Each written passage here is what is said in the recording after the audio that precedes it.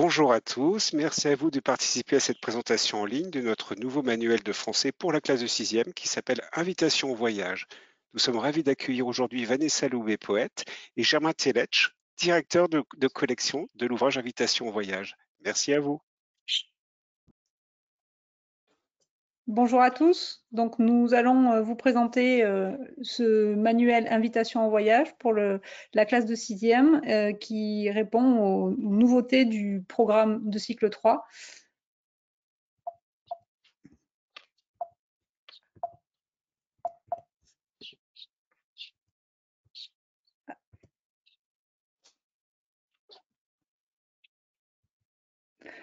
Donc, justement, revenons un peu sur ce nouveau programme de 6e paru au printemps 2025. Il voit apparaître quelques changements dont on a tenu compte pour ce manuel, notamment une nouvelle entrée littéraire qui voit la scission entre les récits de création et la poésie qui étaient auparavant réunis sous un même onglet, et ce qui ne rendait pas la mise en œuvre forcément uniforme, avec potentiellement pour les enseignants le choix de l'un ou l'autre des deux genres. Nous verrons que cela a donné lieu de notre part à une réflexion sur la programmation annuelle dans le sommaire. Ce changement circonscrit donc mieux chaque genre à une entrée du programme et cela permet aussi de répondre à cette attente des programmes qui veut que chaque entrée littéraire soit associée à un genre. Chaque thème va être étudié via un groupement de textes et une œuvre intégrale, ce qui va donc donner lieu au final à 6 œuvres intégrales à étudier sur l'année, 3 œuvres intégrales et 3 œuvres cursives. Dans le nouveau programme, on peut remarquer qu'il n'y a plus de mention explicite directement d'un nombre qui répartirait la littérature de jeunesse et celle du patrimoine, bien que la mention apparaisse dans le développement et dans les pistes de corpus proposées.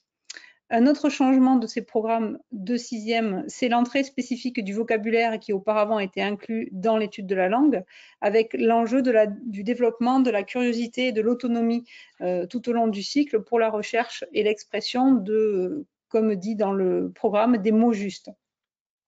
Un autre point important, c'est celui de la production d'écrit, qui est renforcé dans sa pratique régulière et dans l'attention qu'on lui a porté depuis le CM1 et le CM2, sur le geste graphique aussi et sur la copie, c'est-à-dire vraiment la maîtrise de l'écrit dans toutes ses dimensions. Ici, en 6e, il va être question d'exercer l'écrit de façon quotidienne et hebdomadaire, de manière à réguler aussi des volumes d'écrits différents et à proposer aux élèves une variété des écrits, notamment aussi des écrits de travail. La lecture à voix haute continue à être un point d'appui important puisqu'elle va permettre de contribuer, elle aussi, comme tous les écrits et les écrits de travail, à travailler la compréhension et l'appropriation des textes littéraires. Le corpus, les propositions de corpus, les indications de corpus, pardon, que l'on voit apparaître dans le programme, porte un certain renforcement vers des textes du patrimoine, mais la littérature de jeunesse conserve elle aussi une place intéressante dans les lectures cursives. Nous verrons comment ces changements ont été mis en œuvre dans des pages et des aménagements spécifiques de notre manuel. Nous avons donc remanié la première version de notre manuel en suivant ces recommandations et cela passe d'abord par la proposition de 3 chapitres par entrée du programme, un chapitre groupement de texte, un chapitre consacré à l'étude d'une œuvre intégrale et un chapitre intitulé « Petite fabrique d'écriture » qui va constituer des exercices progressifs en atelier d'écriture. Cela donne lieu donc à 15 chapitres qui vont permettre tous de pour les chapitres de lecture, donc 10, si j'enlève ceux de la petite fabrique d'écriture, de proposer des lectures cursives guidées. Donc 10 œuvres en lecture cursive sont proposées dans le manuel, avec une place intéressante, importante accordée à la littérature d'enfance et de jeunesse. Le nombre de textes et d'auteurs est donc encore supérieur à celui de la première version du manuel, avec un accompagnement pour la construction d'une culture littéraire dans les pages découvertes en début de chapitre et les pages bilan en fin de chapitre, mais aussi par la présence de notices biographiques qui vont à l'essentiel pour des 6e, avec des repères de genre, des repères de thème, des repères de temps.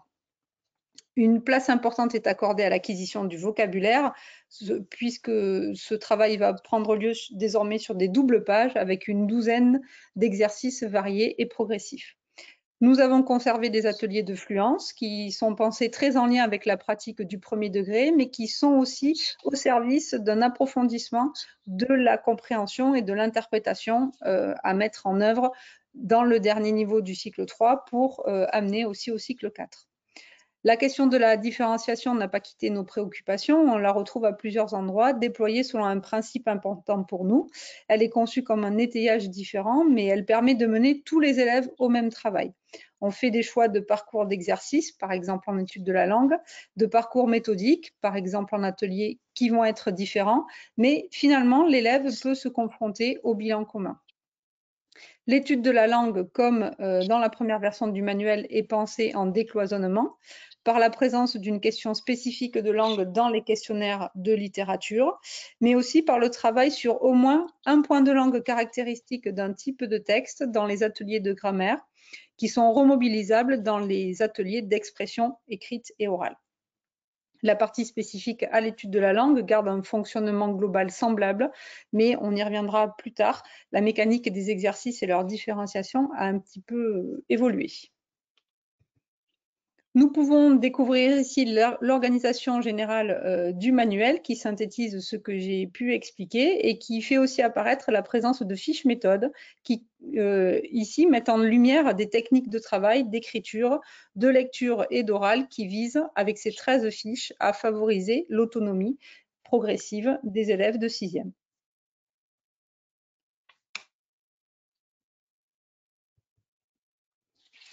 Nous pouvons à présent découvrir le sommaire et la composition des différents types de chapitres.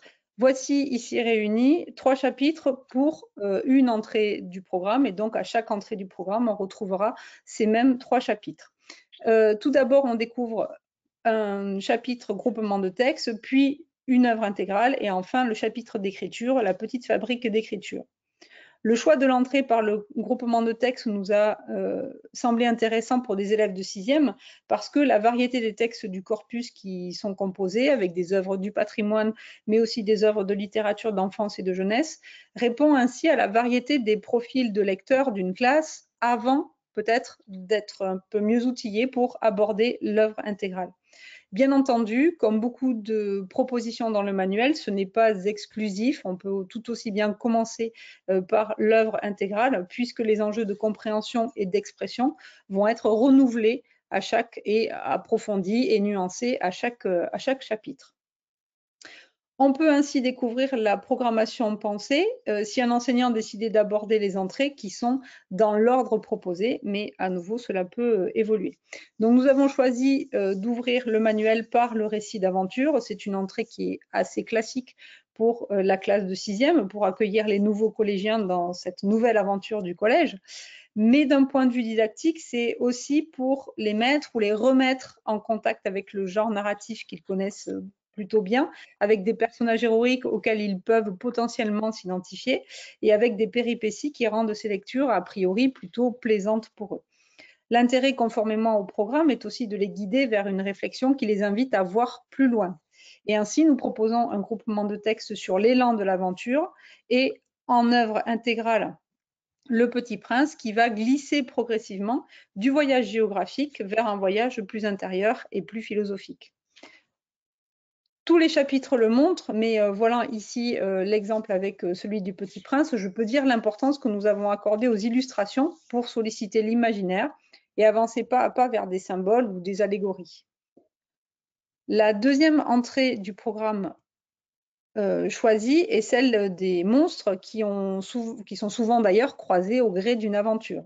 À nouveau, les 3 chapitres vont approfondir ce rapport à l'autre, à ce qui est différent, étranger, inconnu et potentiellement effrayant.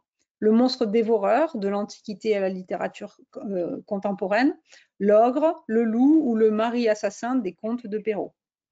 Les élèves vont donc croiser des monstres plus ou moins animaux, plus ou moins humains et même hybrides et sont donc amenés à questionner en contraste ce qui fait la monstruosité et par écho ce qui fait aussi l'humanité. La troisième entrée du manuel, c'est celle de la ruse, qui met justement à l'épreuve les comportements humains qu'on a pu un petit peu observer dans la section précédente, donc les comportements humains du rusé, de l'abusé et de ceux qui les observent au théâtre. Et d'ailleurs, la ruse est bien ce qui permet souvent d'échapper aux monstres. On le voit avec les exemples d'Ulysse ou du Petit Poucet. Cette ruse passe par, et elle est magnifiée par la mise en scène, la planification du rusé, mais aussi son aptitude à manipuler par le langage. La quatrième entrée, elle s'intéresse plus spécifiquement au langage, avec un travail sur la poésie qui permet d'enchanter et de réenchanter le monde. Nous avons fait là le choix d'un corpus qui s'intéresse aux sensations. Comment est-ce que la poésie nous parle du monde que nous percevons par les sens physiques, et un deuxième corpus, enfin une œuvre intégrale, pardon, sur Jacques Roubaud avec les animaux de tout le monde. La cinquième et dernière entrée est celle des récits de création. Nous avons fait là le choix un peu peut-être singulier de proposer cette entrée en dernier dans notre sommaire. Nous avons remarqué que les programmes insistent sur les capacités des élèves à comparer, à repérer des archétypes et des symboles au travers de ces récits, de ces mythes fondateurs et de leur réécriture. Et pour cette raison, nous l'avons pensé un peu comme un aboutissement des lectures précédentes qui ont contribué à nourrir l'imaginaire et la culture et à approfondir les compétences d'interprétation des élèves. Bon, c'est un choix de direction, c'est un choix de composition travaillé en équipe, mais à nouveau, j'insiste sur le fait que cette organisation ici linéaire du sommaire, bien qu'elle soit nécessaire pour le manuel, n'est pas non plus exclusive. On peut décider de commencer par l'objet d'étude que l'on souhaite. Je précise que les groupements de textes et les lectures cursives trouvent pour beaucoup leur inspiration dans des œuvres ou les auteurs qui sont mentionnés dans les programmes, mais là encore avec de la souplesse pour répondre aussi à ce qui nous a semblé être en prise avec l'intérêt des élèves. Il y a une variété d'auteurs et d'autrices d'horizons différents, sans se départir non plus des classiques de la classe de 6e, comme Lewis Carroll ou Stevenson par exemple. Nous allons maintenant observer un peu plus en détail l'organisation des chapitres. La structure des chapitres a repris des éléments de l'ancien manuel, mais avec l'ajout d'une double page spécifique, notamment de vocabulaire. Là encore, un enseignant qui ne voudrait pas travailler ici avec l'exemple d'un chapitre sur un groupement de textes, l'enseignant qui ne voudrait pas travailler tout le corpus peut naviguer entre les lectures et les pages connaissances et les pages ateliers. Donc, on voit qu'on ouvre le chapitre, mais on le détaillera juste après. On ouvre le chapitre avec une double page découverte. S'en suivent ensuite les lectures, la découverte artistique, les pages plus spécifiques d'ateliers de vocabulaire, de grammaire, orthographe et des ateliers d'expression écrite et orale, une page de carnet de lecture et enfin une double page bilan. Une des nouveautés pour répondre à l'impératif des nouveaux programmes de pratiquer de manière beaucoup plus régulière l'écriture, a trouvé comme réponse la proposition de ces chapitres que l'on a nommés ces petites fabriques d'écriture. On a voulu ainsi accorder une place spécifique à l'écrit, non identique à celle des ateliers d'expression écrite qui sont dans les autres chapitres de littérature. Avec cette fabrique, l'enseignant dispose d'activités qui vont mettre en lien la lecture et l'écriture dans un double mouvement d'appropriation et de transfert des connaissances. Alors, le principe est le suivant. Il y a à chaque fois 4 ou 5 textes assez courts. Dans le cas ici du chapitre que l'on voit, ils sont tous extraits de la même œuvre, La grammaire en fait, d'André Chédid, mais ce n'est pas le cas dans les autres chapitres. Ce sont des corpus variés. Donc 4 ou 5 textes assez courts, et pour chaque texte, 3 questions qui ciblent des enjeux de compréhension précis du texte, qui sont doublées à chaque fois par une consigne intitulée « Écrit court ». Donc, ça veut dire qu'il ne s'agit pas seulement de répondre à l'écrit, mais vraiment d'exercer l'écrit sous toutes ses formes, et y compris aussi, cela nous a semblé intéressant, de laisser de la place à la planification de l'écrit, qui ne fait pas toujours faute peut-être de temps, l'objet d'un apprentissage soutenu en classe. Par exemple, on va pouvoir demander aux élèves de constituer un champ lexical, de rédiger des groupes nominaux expansés, de dresser une liste de synonymes. Ces petits exercices d'écrit servent à la planification qui vont ensuite entrer dans les écrits plus longs. On mène aussi ainsi les élèves à disposer d'outils langagiers qui sont personnels et qu'ils exercent dans cette phase « je lis pour écrire pas à pas » et ils peuvent aussi, ils ont toujours le secours du texte donné dans la page pour s'aider. Et puis donc la deuxième phase dans ces pages, c'est un écrit en autonomie, c'est-à-dire en mettant appropriés les éléments textuels et les outils de la première phase. La formule « à ton tour » qui inaugure chacune des consignes invite les élèves aussi à revenir au texte, à s'approprier une démarche. Le texte reste toujours un support, voire un modèle possible. Et là, on peut trouver un support intéressant pour les élèves qui sont moins inspirés, qui ont besoin d'un soutien, qui est celui de la littérature. Mais tous les élèves, donc, que ce soit ceux qui peuvent, sans trop de support, exercer leur écrit ou ceux qui ont encore besoin de s'appuyer sur le modèle du texte, tous les élèves dans ces pages occupent une posture de scripteur-écrivain. Nous avons étayé aussi ces pages avec des boîtes à mots qui permettent une différenciation qui est subtile mais bien présente. Dans le détail, que ce soit les écrits courts ou les écrits en autonomie, ils permettent tous d'exercer des compétences lexicales, syntaxiques et typologiques qui vont être privilégiées pour les genres travaillés. Par exemple, les expansions du nom vont nourrir le chapitre consacré au texte descriptif, ou les types de phrases vont être privilégiés pour le dialogue théâtral. Et chaque chapitre d'écriture a sa spécificité typologique. Le récit pour les récits d'aventure, la description pour les monstres, le dialogue pour le théâtre, l'écriture poétique pour la poésie et le schéma narratif pour les récits de création. Et nous avons voulu par là engager un vrai travail où l'écrit n'est pas un aboutissement, mais vraiment un outil de réflexion qui repose sur des pratiques variées. On pourra trouver des textes rédigés, mais on va aussi solliciter de faire un dessin, un schéma, une liste, comme des gammes d'écriture aussi à mi-chemin entre la langue et la littérature. Et ces chapitres sont assez courts, leur dynamique permet aussi de, enfin, est aussi leur dynamique est aussi engagée par une iconographie qui se veut toujours inspirante et qui permet aussi de susciter ce goût pour l'écrit dont parlent les programmes. Dans tous les cas, ils offrent, à notre sens, un réservoir pour les enseignants de consignes et ils engagent les élèves dans des démarches d'écriture spécifiques. D'expérience, on peut constater que c'est souvent la manipulation conjointe des différents types de textes qui posent problème au cycle 4 et au brevet. On trouve par exemple des récits sans description ou des scènes de rencontres sans dialogue. Et donc, nous avons estimé que le fait de les cibler et de les exercer spécifiquement dans ces pages était propice pour une meilleure appropriation qui va d'ailleurs être une visée, la combinaison de ces différents éléments dans les ateliers d'expression qu'on peut retrouver dans les autres chapitres. Et en lien avec les recommandations de la didactique de l'écrit, nous terminons ces chapitres par un projet qui se veut une valorisation de l'écrit avec une possible ouverture interdisciplinaire.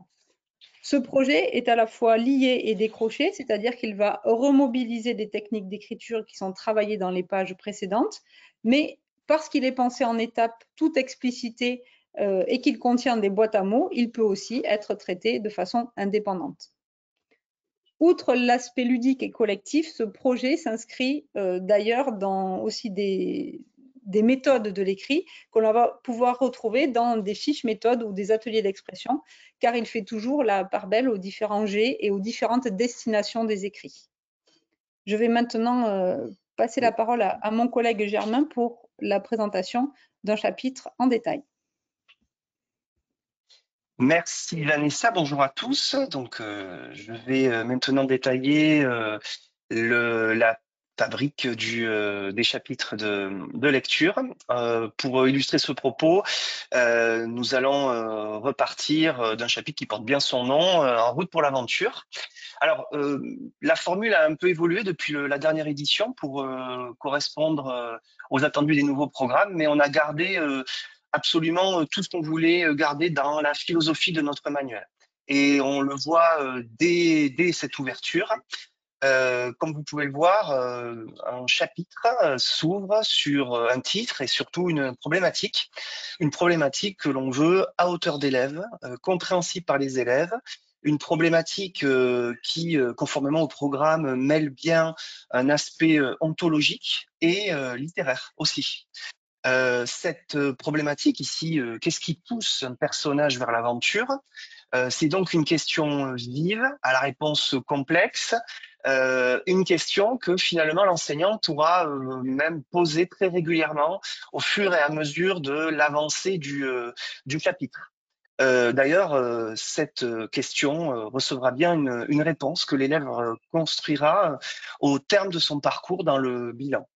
Comme vous pouvez le voir aussi à droite, nous avons gardé ce choix fort de faire aussi du manuel un beau livre. Nous n'oublions pas que pour beaucoup de nos élèves, l'un des seuls livres présents à la maison, c'est le manuel de français. Et il y a un bonheur pour les élèves à ouvrir un beau manuel de français. Donc, vous voyez à droite, il y a une iconographie en majesté, une iconographie toujours choisie, déterminée, qui permet d'ancrer là encore toute la réflexion ontologique que portent les programmes. Et surtout, une autre marque que nous avons conservée, c'est une iconographie qui est belle, mais surtout qui est interrogée. Il n'y a pas plus de texte-prétexte dans notre manuel qu'il y a d'images décoratives. Les images sont là pour être questionnées, comparées avec les textes, pour faire naître une réflexion. C'est souvent la première accroche vers une réflexion pour les élèves. Comme vous pouvez le voir aussi, il y a deux formats de lecture que nous avons conservés. Une lecture classique qui ressemble à l'activité de lecture analytique telle que nous la pratiquons en classe avec un questionnaire sur lequel je reviendrai, mais aussi nous avons conservé des extraits plus longs appelés lecture en liberté, pour lesquels le questionnement est allégé. Il y a moins de questions, mais les questions, là encore, sont choisies de manière à faire ressentir le texte, à faire réfléchir sur le texte.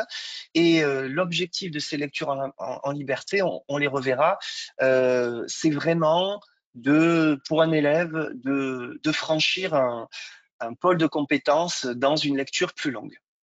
Nous allons aussi vous indiquer qu'il y a des compléments numériques disponibles pour l'enseignant, des textes au format 10, il y a des évaluations pour la fluence aussi, et l'évaluation du chapitre. Il y a deux types de chapitres dans la lecture.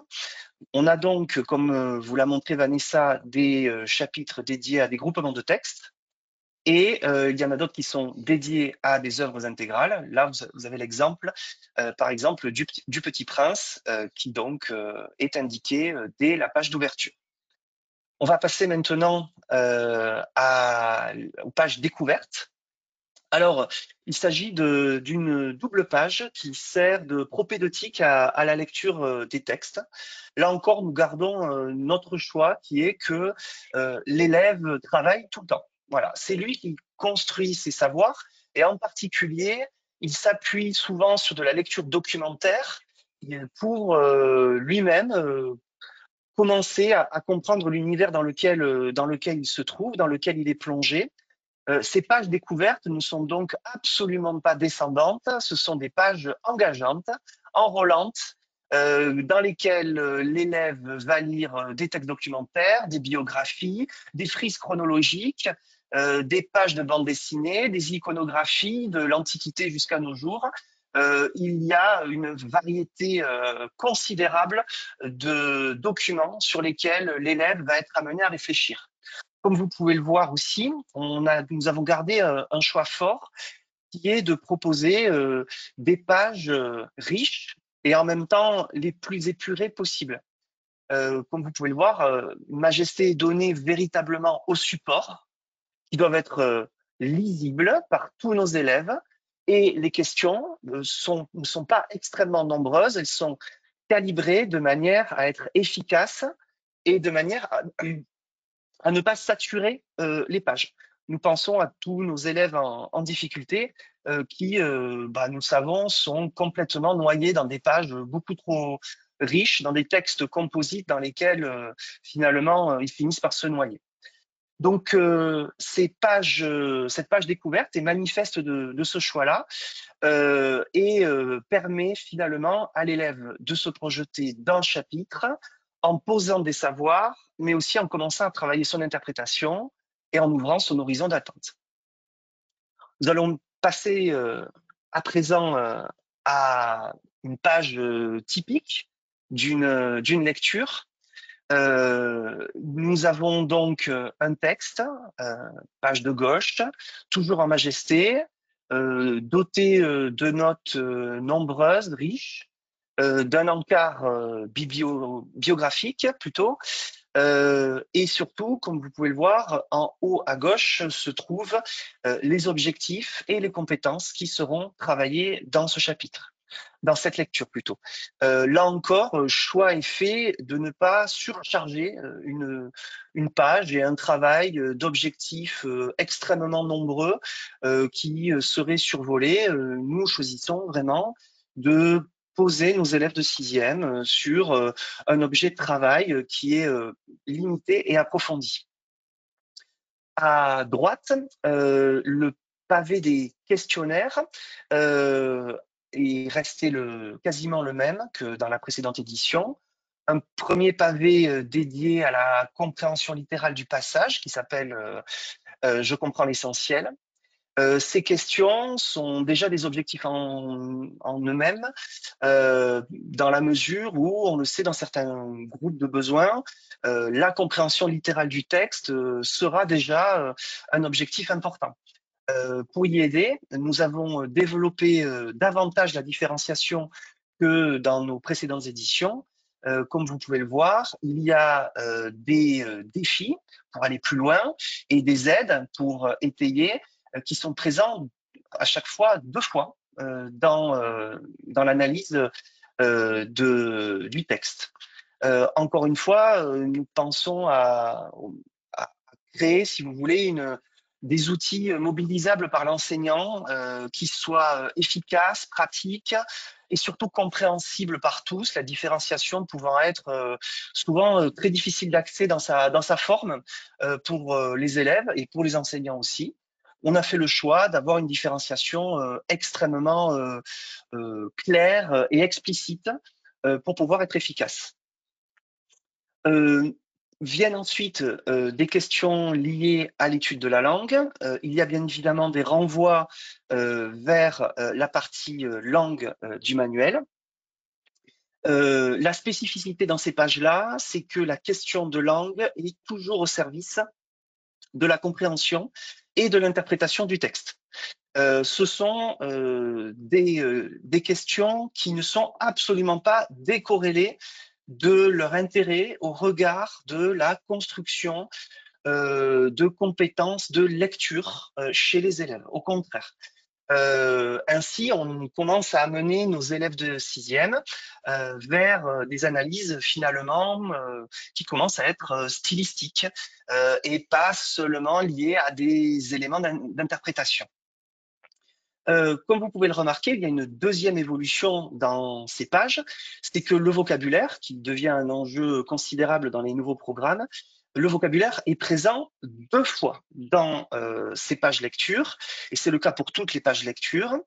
Il y a d'un côté la clé des mots que nous avons gardée de notre précédente édition, la clé des mots qui reprend un principe que les élèves connaissent depuis qu'ils sont passés par le premier degré, c'est une technique usuelle. Il s'agit d'offrir des mots, voilà, de faire cadeau d'un mot autour duquel une explication sera donnée, étymologique, littéraire, artistique, pour faire entendre la saveur des mots, pour permettre leur mémorisation, leur réemploi, pour permettre, bref, d'approfondir la maîtrise du vocabulaire. Plus spécifiquement, à cet égard, nous avons rajouté un encart « J'enrichis mon vocabulaire » qui a une mécanique, là encore, très simple et qui est reconduite d'une lecture à l'autre. pour que des compétences puissent vraiment se créer au fur et à mesure de l'année pour les élèves. Il s'agit de travailler sur le sens d'un mot, d'un sens, j'ai envie de dire, de dictionnaire, d'un sens hors contexte, et de comprendre comment ce mot va avoir une patine toute particulière dans le contexte dans lequel il est plongé. Donc, finalement, on ramène le travail du dictionnaire et on ramène aussi, de manière plus explicite encore, le travail de la compréhension du sens, des effets d'un mot dans un contexte précis. Enfin, deux autres possibilités sont laissées dans le travail pour l'enseignant et ses élèves. Un je m'exprime à l'écrit, un je m'exprime à l'oral. Il s'agit de proposer des sujets très courts, très brefs, pour qu'il puisse y avoir un temps dédié à la construction de la compétence orale ou de la compétence d'écriture à chaque séance de lecture. L'enseignant, de toute manière, dispose dans cette page de droite d'un travail totalement modulable. C'est aussi un choix fort que l'on a fait, celui de faire confiance aux enseignants et de leur permettre finalement de prendre des outils avec leur expertise, avec la connaissance qu'ils ont de leurs élèves, des enjeux de compréhension, de maîtrise de la langue, de maîtrise de la compétence orale chez leurs élèves, pour pouvoir leur proposer un programme sur mesure à partir des propositions qui sont les nôtres. Il est tout à fait possible, évidemment, de faire un je m'exprime sur un temps beaucoup plus long que celui auquel nous pensons, quitte à poser moins de questions sur je lis entre les lignes par hasard. Voilà, c'est-à-dire que l'enseignant pourra vraiment reprendre à sa façon, à sa manière, ses pages et profiter des propositions pour pouvoir construire sa propre séance. On va pouvoir passer ensuite aux pages lecture en liberté qui n'ont pas du tout bougé. Ce sont des pages qui offrent littéralement des espaces de lecture, des temps où on peut proposer aux élèves de lire un texte pendant 20 minutes, silencieusement, en classe. Nous croyons beaucoup, avec Vanessa, en l'importance aussi d'une classe qui retrouve le silence d'une lecture partagée. C'est absolument essentiel. Ça fait naître le plaisir de la lecture, ça construit des compétences de compréhension à plus long terme et ça répond aussi aux enjeux des programmes qui ramènent finalement le sujet des œuvres longues au cœur de ses enjeux. Donc, des espaces de lecture avec de très, très belles illustrations. Ces lectures ne sont pas outillées différemment, elles ne sont pas différenciées, elles sont sélectionnées pour que ce soit des textes dynamiques, plaisants, qu'un élève peut lire seul ou pour les élèves en difficulté, doublés par une mise en voix. Donc, le questionnaire est réduit, mais très précis. Il y a deux types de questionnaires. Soit on ouvre la discussion, soit on ouvre sur le ressenti du sujet lecteur. Soit on lit pour réfléchir, soit on lit pour se divertir. Là encore, vous voyez que les questions qui sont proposées sont des questions extrêmement vives, intéressantes, qui peuvent constituer quasiment chacune un objet de séance. Ce sont donc des pages que l'enseignant peut utiliser dans sa classe, mais aussi lors de quarts d'heure lecture, puisqu'il y a des organisations d'établissement qui permettent ces temps-là. Bref, ce sont ces lectures en liberté, des pages qui sont aussi des pages cadeaux, qui visent à faire partager le plaisir de lire un passage formidable. Si on passe à la diapo suivante, la nouveauté va concerner les chapitres d'œuvres intégrales. Notre manuel, vous avez vu dans sa philosophie, fait en fait philosophiquement fait le pari d'un accompagnement au plus près des besoins des élèves. C'est vraiment ça qui nous importe. Et les chapitres d'œuvres intégrales ont été pensés ainsi. En fait, il n'y a pas de formule unique du chapitre œuvre intégrale. Il peut y avoir toute une série de lectures avec un accompagnement pour lire la fin de l'œuvre. Il peut y avoir des accompagnements pour lire l'œuvre par partie avec les lectures qui viennent s'intercaler, les lectures plus partielles, les lectures analytiques, qui viennent parsemer la progression de la lecture. À chaque fois, les chapitres œuvres intégrales sont créés sur mesure.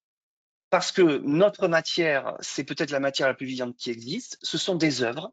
Ce sont des œuvres qui ont donc des particularités qui sont toutes différentes, des difficultés qui sont toutes différentes, des organisations qui sont toutes différentes. Donc l'organisation des chapitres d'œuvres intégrales épouse à la fois les enjeux et les difficultés de l'œuvre. Cet accompagnement, là encore, fait le pari d'un accompagnement qui n'est pas descendant, mais bien enrôlant. Comme vous pouvez le voir, l'élève, là encore, est toujours acteur de ses lectures. En termes de constantes, les questions, les activités qui leur sont posées ont été créées à partir de la recherche et d'un certain nombre de travaux qui montrent que nos élèves les plus en difficulté en lecture, ce sont des élèves qui ont beaucoup de difficultés dans le maintien de l'attention. Et comme ils ont beaucoup de difficultés dans le maintien de l'attention, ils ont beaucoup de difficultés pour déceler du second degré, pour comprendre qui parle à quel moment lorsqu'un discours vient s'insérer ou un dialogue vient s'insérer dans un récit, et ainsi de suite. Donc, la conception, globalement, de nos activités vise à maintenir le champ de la concentration des élèves sur des points de détail. L'objectif, c'est que l'élève puisse répondre aux questions pendant qu'il lit, ou qu'il y réponde après sa lecture, quitte à ce qu'il revienne sur ce qu'il a déjà lu. C'est manifeste, par exemple, dans le chapitre sur Molière, dans lequel on comprend que certaines paroles sont ironiques seulement si on a lu l'ensemble.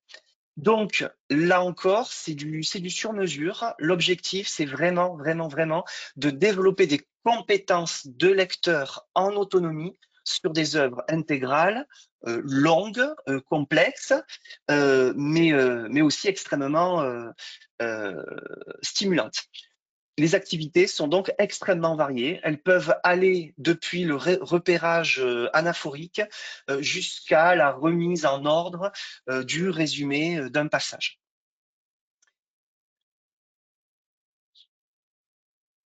On va passer ensuite à la découverte artistique, qui sont à présent sur une double page.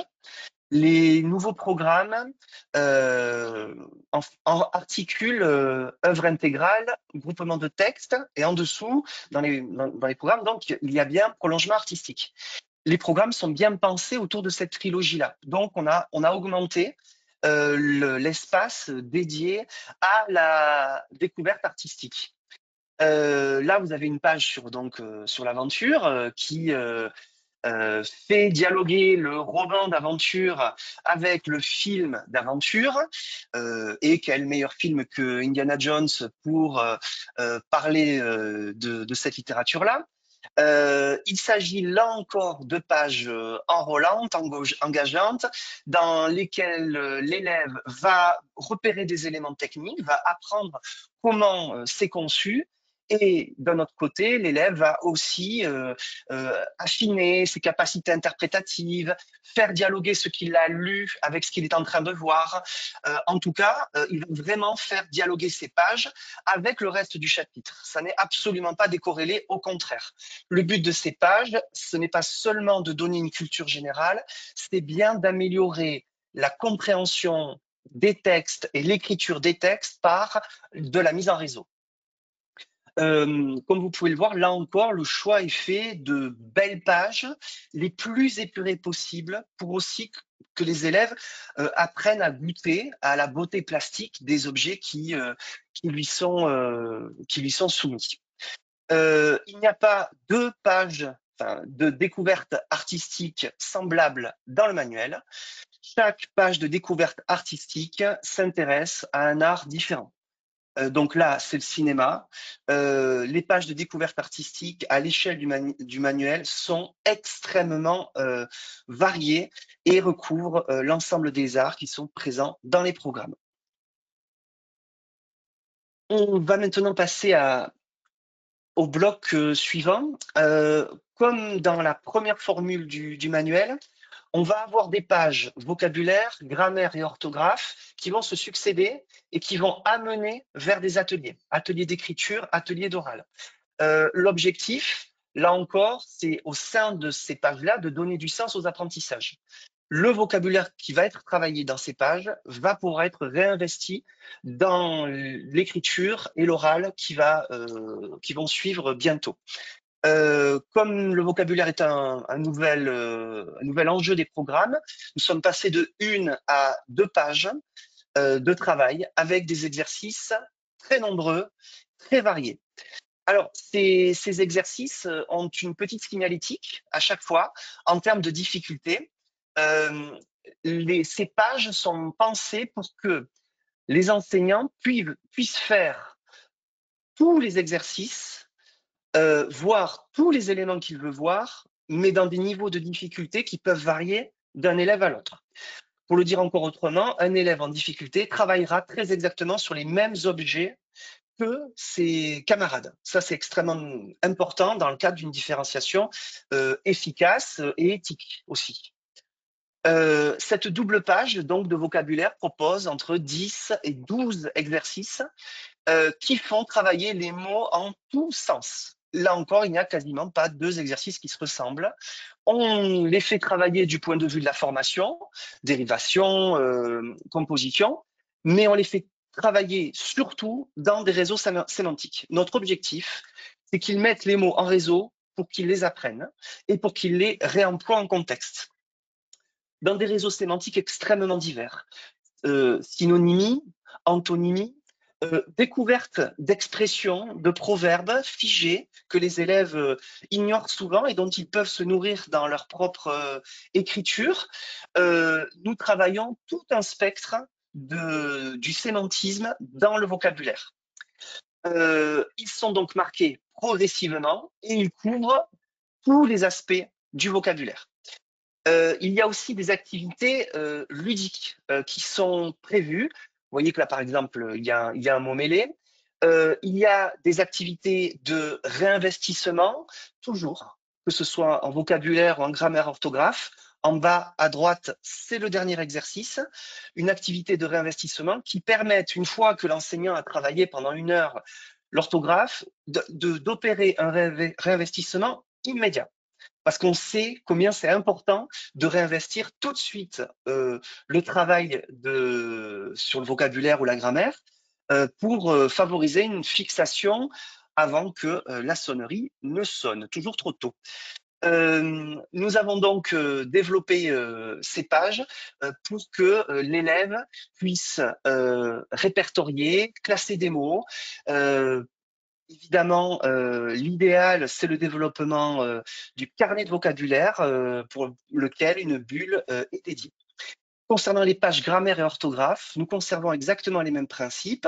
Elles ciblent un point de langue, l'exercent de manière différenciée et l'objectif, c'est une production immédiate en fin d'heure pour travailler la langue, donc à la fois de manière cloisonnée et décloisonnée. Là encore, la philosophie de notre manuel, c'est que nous vous offrons un travail que vous pouvez moduler selon les besoins que vous identifiez chez vos élèves. On va pouvoir passer aux ateliers. Alors, leur philosophie n'a absolument pas changé. Soit l'atelier d'écrit sur 2 pages, l'atelier d'oral sur 1 page, soit c'est l'inverse. C'est l'atelier qui est sur 2 pages qui est différencié avec des objectifs différenciés pour chaque élève. Je dis bien des objectifs. L'écriture, à la fin, sollicitera les mêmes compétences chez tous les élèves. Simplement, on fixe des degrés de difficulté qui ne seront pas forcément les mêmes pour tous les élèves, mais ils se retrouveront tous sur leurs apprentissages. Et donc, là encore, nous avons essayé de trouver des sujets engageants, intéressants, variés. Si tous les ateliers se font durant l'année, l'élève aura écrit dans tous les genres, dans tous les registres, avec à peu près toutes les énonciations auxquelles on peut penser. Là encore, c'est au choix de l'enseignant, selon le temps dont il dispose, selon l'organisation dans son établissement aussi avec les groupes de besoins, que il ou elle pourra s'emparer de ces ateliers. La présence de grilles critériées d'auto-évaluation permettent de travailler ces sujets en autonomie. On peut aussi les convertir en temps d'évaluation, mais si vous voulez, la philosophie, vous voyez depuis tout à l'heure, c'est que nous, on essaie de faire un manuel qui aide les enfants à grandir, parce que ce sont les années collège et on va les amener au lycée bientôt. Donc, on voudrait vraiment les aider à grandir. Et ces petites grilles d'auto-évaluation, elles visent simplement à rendre l'élève le plus autonome possible. Pour un élève de 6e, comme vous pouvez le voir, ce sont des toutes petites grilles, mais qui permettent de poser une première pierre, un premier jalon dans la capacité de l'élève à se relire, à vérifier qu'il a bien fait son travail. On a quand même beaucoup d'élèves qui terminent leurs travaux sans jamais se relire. Il y a des sujets qui nécessitent de travailler à plusieurs, d'autres de manière individuelle. On a aussi varié les modalités de travail. Quand il y a différenciation, il y a différenciation, là encore, sur mesure, avec des boîtes à mots extrêmement riches. On voit bien que l'un des enjeux majeurs de cette réforme, c'est vraiment le vocabulaire, dont nous avons beaucoup réfléchi sur les boîtes à mots et on les a augmentées. Sur les pages Fluence que donc nous avons conservées, on a gardé là encore la même philosophie. C'est un exercice de fluence, certes, qui peut servir d'évaluation de fluence, mais nous trouvons absolument essentiel de ne pas réduire la fluence à un minutage et à un nombre de mots. Sinon, nous nous retrouvons avec des élèves qui lisent à une vitesse extrêmement élevée, chez lesquels il n'y a aucune sensibilité dans la lecture à voix haute, voire on n'arrive même pas vraiment à comprendre ce qu'ils disent. Donc, chaque page de fluence a aussi un objectif d'expressivité dans la lecture, que ce soit les marques de ponctuation, que ce soit, comme ici, lire à bonne allure, donc réfléchir sur le rythme que doit avoir une belle lecture, parce que tel est le but de ces pages fluence, au-delà du minutage qui est bien présent, bien évidemment, c'est comment on enseigne à un élève à réaliser une belle lecture. Ces pages peuvent donc servir d'évaluation brute à l'affluence, mais aussi de support pour des temps de pratique guidés dans lesquels l'élève est amené à relire plusieurs fois son texte. Là encore, on a essayé de varier au maximum les types et les genres de textes pour permettre des belles lectures qui ne se ressemblent jamais. Un changement, en revanche, très important, c'est celui du carnet de lecture. Je le disais tout à l'heure, dans les programmes, il y a une très forte prégnance de la lecture du récit le plus long possible, et en particulier de la lecture cursive. Alors, ces pages proposent des lectures cursives qui sont intéressantes, qui ne sont pas redondantes avec les autres lectures du bloc tel qu'on vous l'a présenté tout à l'heure autour des thématiques au programme. Et d'un autre côté, elles arrivent toujours en écho à ces lectures. Donc, ce sont des lectures vraiment complémentaires. Comme on vise dans la lecture cursive l'autonomie des élèves et surtout le fait de devenir un vrai sujet lecteur qui se pose des questions sur ce qu'il va lire, qui confronte ses attendus avec ce qui se passe vraiment dans l'ouvrage, nous accompagnons donc dans cette page carnet de lecture l'œuvre cursive que nous proposons avec des questions, là encore, pas très nombreuses, mais qui sont vraiment calibrées pour que l'élève ait le temps de développer ses compétences de lecteur. Alors, comme vous pouvez le voir, ça commence par la lecture, par la couverture, c'est-à-dire par l'horizon d'attente tel qu'il se développe, par la confrontation entre cet horizon d'attente et ce qu'il a lu, et le questionnaire qui va suivre derrière vise simplement à vérifier la compréhension à minima de l'ouvrage. C'est une lecture cursive, c'est pas une œuvre intégrale. Donc l'enjeu n'est pas la compréhension dans le plus grand détail. En revanche, nous continuons à travailler vraiment sur le sujet lecteur puisque l'élève fait toujours un bilan sur ce qu'il a ressenti. Notre ambition, c'est petit à petit, là encore, de faire grandir nos élèves et de faire naître chez lui le goût des carnets de lecture, des carnets de lecteurs. On propose toujours une activité originale. Ça peut être un nuage de mots, ça peut être un abécédaire. Là encore, il n'y a pas de propositions semblables à l'intérieur de notre manuel. Ces propositions sur le réemploi de l'activité créative sont toujours très variées. Et ce sont des écrits d'appropriation, en fait. Des écrits d'appropriation qui ne sont pas au niveau attendu au lycée, évidemment, mais on commence à travailler chez l'élève ce goût pour l'écriture sur la lecture. Et donc, l'enseignant peut articuler ces pratiques de carnet de lecteur qui sont souvent présents dans nos classes avec ces activités qui vous sont présentées. Le coin des curieux et des curieuses propose pour les élèves bibliovores, parce que nous en avons, il faut absolument les nourrir, propose 3 autres œuvres, autant de ressources pour les élèves en termes de lecture que pour l'enseignant. Nous essayons avec l'ensemble de ces ouvrages de mêler la lecture de jeunesse contemporaine, la littérature patrimoniale. Bref, nous proposons toute une variété de types d'ouvrages dans lesquels nous espérons que les élèves vont s'épanouir et vont être touchés par le virus de la lecture. Nous proposons aussi des ressources audio dans ces pages-là. Nous proposons par exemple des podcasts. Nous arrivons maintenant aux fiches bilan. Toujours dans notre même philosophie, c'est à l'élève de construire le bilan de son chapitre. Là encore, des activités qui ne sont pas extrêmement nombreuses, mais qui sont précises et qui permettent à l'élève de faire un bilan et qui permettent à l'élève donc de créer lui-même le support qu'il va pouvoir apprendre pour l'évaluation qui aura lieu de manière sommative. Donc, ces pages bilan sont conçues en écho aux pages découvertes. Ces pages bilan permettent à l'élève d'apporter une réponse ou des réponses aux problématiques qui sont posées en début de chapitre. Et donc, ces pages bilan fonctionnent sur une démarche inductive.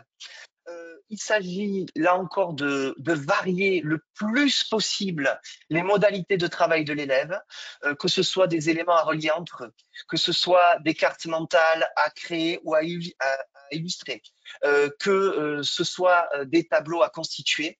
À chaque fois, nous espérons que l'élève va aussi apprendre dans ces pages à renforcer des compétences liées à la création de textes documentaires finalement. Tous ces éléments sont là pour favoriser la mémorisation et là, en une page, les élèves pourront remobiliser leurs souvenirs. Voilà pour cette partie-là. Et je laisse la parole à Vanessa. Oui, merci Germain. Donc, après ces blocs de chapitres de littérature et d'écriture, nous trouvons une section méthode qui est composée de 13 fiches qui concernent des domaines tels que les outils pour être autonome, l'expression orale, l'expression écrite et des compétences de lecture de l'œuvre, pas que littéraire, puisqu'on voit aussi des ouvertures vers l'image ou la bande dessinée. Ces fiches méthodes sont très guidantes. Elles permettent en plusieurs étapes, 3, 4 étapes, cela dépend, de construire les compétences méthodologiques des élèves pour arriver ensuite à gagner en autonomie.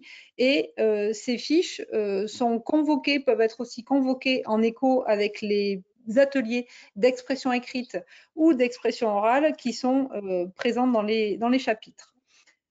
Ces fiches invitent donc, par exemple, à la fin, dans l'étape d'entraînement, qui est une forme aussi d'auto-évaluation pour l'élève, parfois de reprendre, par exemple, une page d'un chapitre précédent pour vérifier si la méthode est acquise par l'élève. Donc, cela montre que ce sont des fiches qui sont à la fois inscrites dans cette section dédiée, mais elles sont en résonance à plusieurs endroits du manuel. Et pour certaines, nous avons aussi fait le choix, comme dans les bilans que Germien vient de présenter, d'avoir des schématisations de la notion qui doivent aussi, qui favorisent aussi pour l'élève une visualisation du processus qu'il est en train d'acquérir. Et par exemple, certaines de ces cartes mentales, de ces tableaux, de ces schémas peuvent aussi constituer un support d'affichage pour l'enseignant dans la classe. Après cette section réservée aux pages méthodes, viennent ensuite les pages réservées à l'étude de la langue, pour laquelle la structuration n'a pas tellement changé par rapport à la première version du manuel.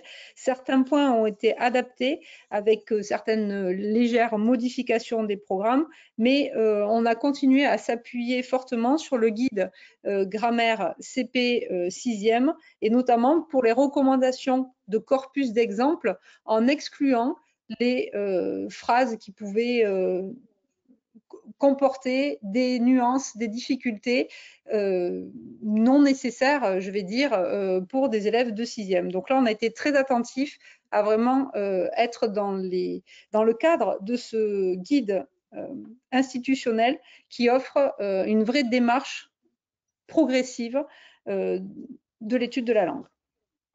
Donc, plusieurs sections, et pour chaque section, vous le voyez, donc par exemple les natures grammaticales, première section, une page bilan. Dans ces pages bilan, on va pouvoir tester les connaissances et finalement mettre en lien les fiches précédentes les unes avec les autres. Ces pages bilan ont été conçues comme des activités vraiment récapitulatives et de synthèse, mais qui prennent place sur une page et qui doivent mettre en jeu d'une manière assez rapide et efficace les principales caractéristiques des notions précédentes.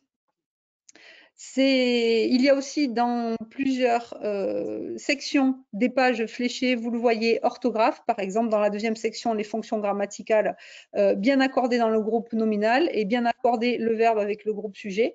Dans ces pages orthographe, on vise à automatiser, alors déjà à comprendre et à réfléchir aux enjeux de l'orthographe ici grammaticale, mais ensuite à automatiser par des exercices les principales chaînes d'accords.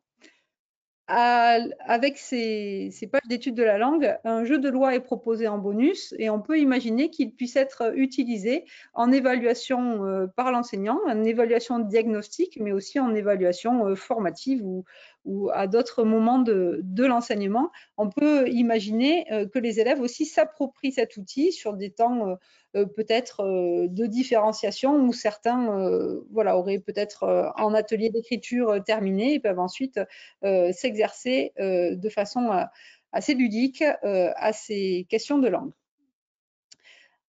On va regarder en détail un exemple de page de fiches spécifiques. Donc, ces pages elles-mêmes ont bénéficié de quelques changements. Alors, ce n'est pas pour le texte d'entrée. Donc, on est dans une démarche inductive avec de l'observation dans la première étape à partir d'un texte de littérature de jeunesse très souvent emprunté à des autrices. On a gardé ce principe avec des questions de repérage et qui peuvent aussi s'appuyer sur des prérequis du CM1 ou du CM2. On en vient ensuite à l'institutionnalisation de la leçon avec le « je retiens » qui, vous le voyez, apparaît sous forme d'une carte mentale très visuelle, encore une fois, pour ces mêmes enjeux qui nous ont semblé importants à différents moments pour la mémorisation des élèves. La carte mentale est illustrée avec des exemples proposés, mais on peut tout à fait imaginer aussi que l'enseignant propose aux élèves d'y ajouter leurs propres exemples. Et ensuite suivent des exercices d'application, des exercices d'entraînement qui permettent de fonctionner avec une différenciation, comme on l'a vu un petit peu dans d'autres extraits du manuel, comme Germain l'a expliqué, avec une différenciation qui se veut claire et explicite, avec un mécanisme d'étoiles, avec 1, 2 ou 3 étoiles, mais qui vise aussi, on le voit à la fin de la page, à ce que tous les élèves peuvent, dans l'exercice ensuite bilan, se confronter aux notions essentielles de la page ou de la double page. Donc, les 3 temps d'exercice sont répartis ainsi: j'applique, ensuite je consolide mes connaissances et enfin j'approfondis. Chacun des exercices invite donc à identifier, à manipuler et à utiliser la notion en cours. Le j'applique, la leçon, combine des exercices qui sont plutôt en transposition assez directe de la leçon précédente.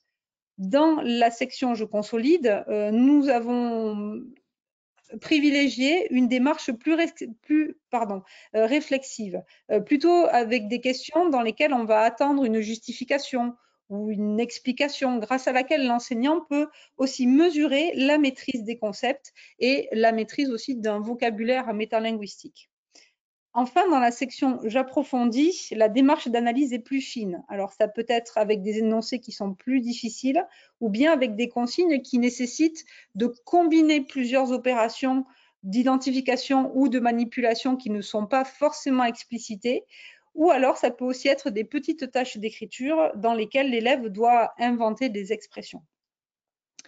Il y a ensuite dans ces pages de langue un exercice qui est consacré toujours à la maîtrise de l'orthographe et vous le voyez sur cette double page.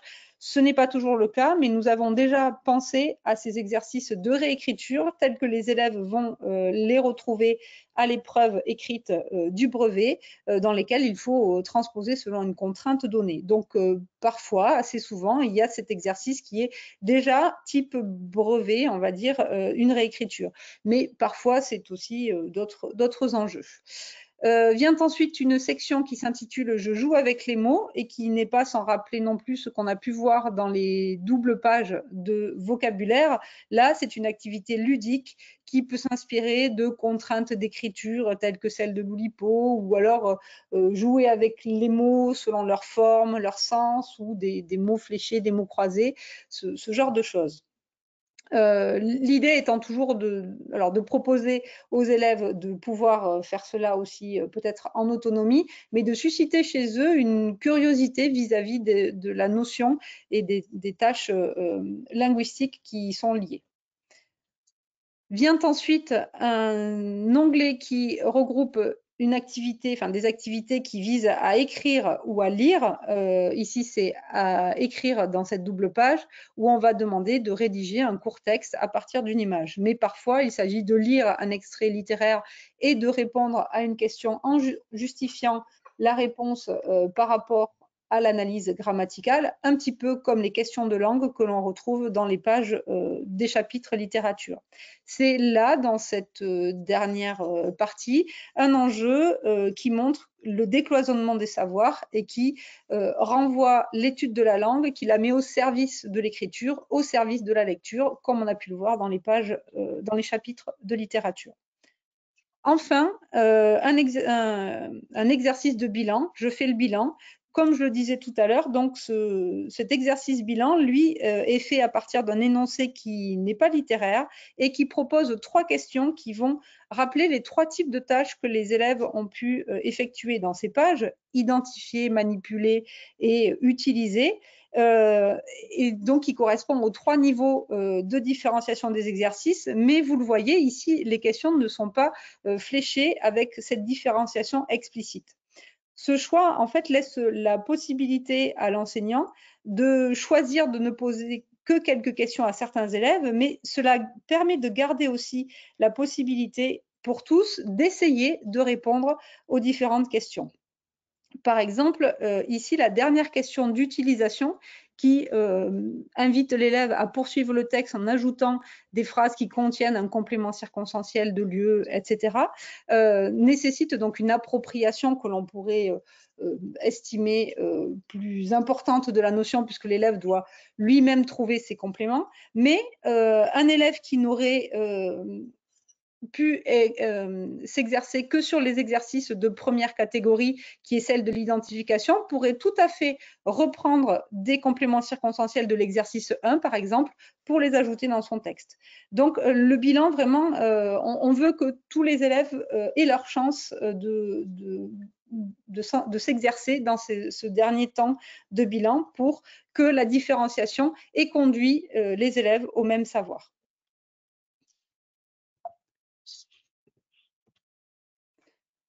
Enfin, il est important de rappeler les différentes ressources numériques du manuel.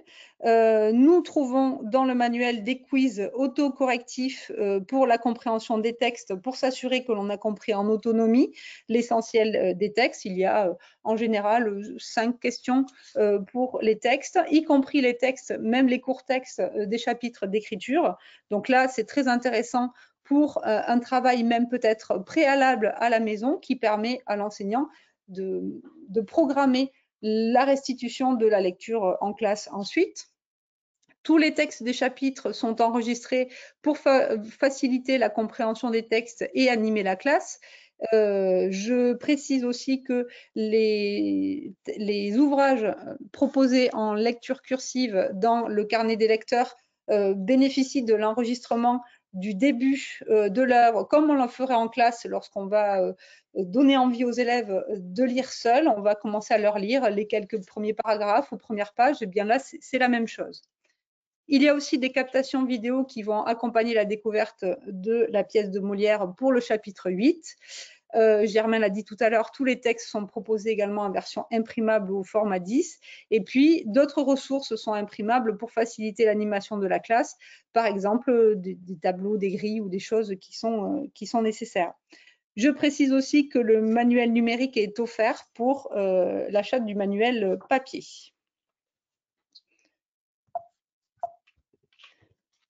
On en vient donc au bilan de cette présentation avec la mise en lumière des points forts du manuel qui nous semble répondre aux évolutions du nouveau programme de 2025 et qui vraiment facilite la différenciation en proposant aux enseignants plusieurs situations de différenciation que les enseignants peuvent s'approprier en fonction des groupes qu'ils ont.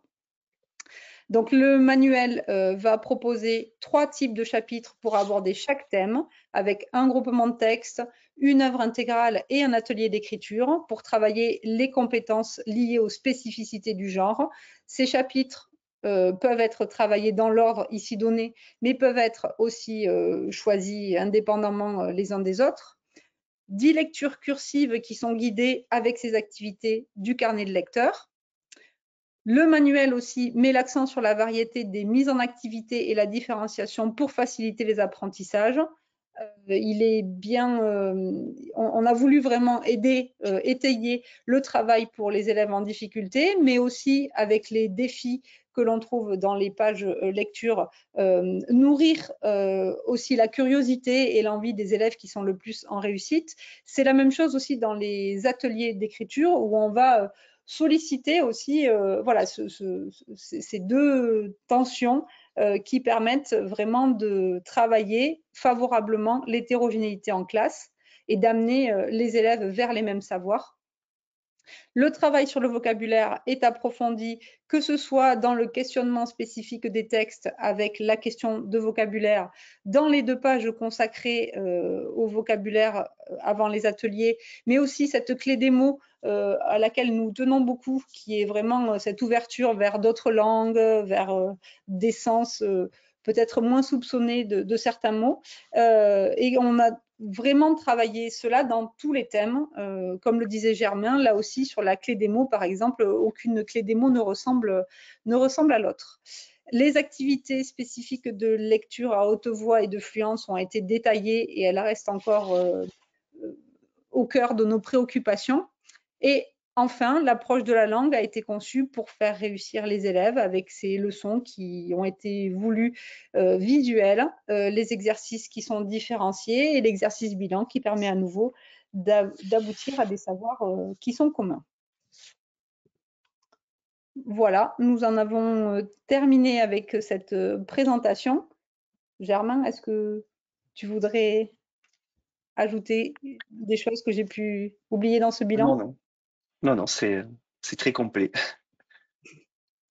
Donc, nous vous remercions à tous d'avoir suivi cette présentation et nous espérons que nous avons répondu à vos interrogations sur le fonctionnement du manuel et que nous vous avons donné envie de le découvrir et de l'utiliser avec vos élèves pour découvrir le travail et la mise en œuvre des compétences littéraires, d'écriture et orale que nous avons souhaité développer au travers de ces pages. Bien, Vanessa et Germain, je vous remercie pour cette belle et passionnante et très riche présentation. Et si vous avez une question à l'avenir, n'hésitez pas à nous contacter par courriel à l'adresse suivante: contact@bordas.tm.fr et nous ferons un plaisir de vous répondre dans les plus brefs délais. D'ici là, je vous souhaite une bonne fin d'année scolaire et je vous remercie encore pour votre visionnage. Merci, au revoir.